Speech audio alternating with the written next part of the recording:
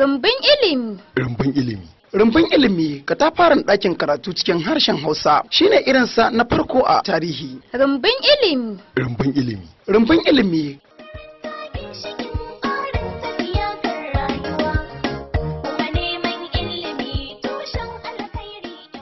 Littafi a sauƙaƙe shiri ne da yake zuwa muku daga tashar Rumbun Ilimi. Manufar shirin ita ce ɗauko darussan mathematics da ake koyarwa a makarantu domin yin bayani da nufin sauƙaƙa fahimtar su ga ɗalibai da ma duk mai sha'awar koyon lissafi. Ni ne Abubakar Muhammad Tsangarwa nake jagorancin shirin.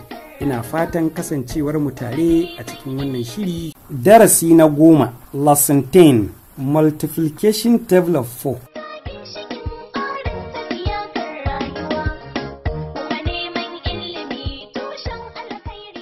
Yau kuma za mu yi multiplication table ne na 4 kamar haka.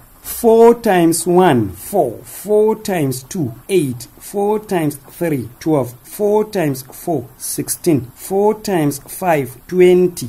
4 times 6, 24. 4 times 7, 28. 4 times 8, 32. 4 times 9, 36. 4 times 10, 40. 4 times 11, 44. 4 times 12, 48.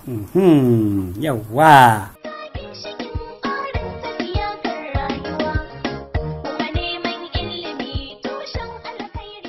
To, bari mu ɗan rangada da gudu.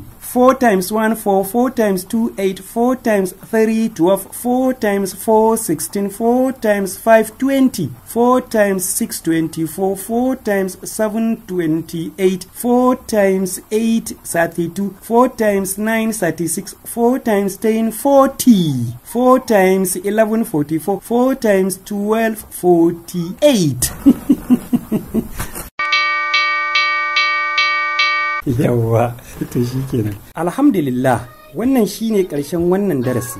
Ina fata za ku yi subscribe sannan ku yada tare kuma da danna alamar goyon baya ga wannan tasha taku mai tarin albarka, domin ta hanyar haka ne kuma za ku bada taku gudunmuwar. Na tabbata wannan shiri zai zama mai matuƙar amfani ga ɗimbin mutane a duniya.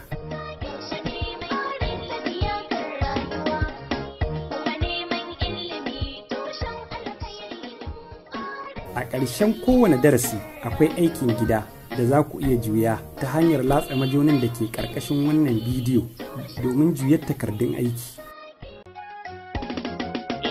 Makaranta ginshikin tsarin tafiya kan rayuwa, kuma neman ilimi tushen alkhairi yan uwa.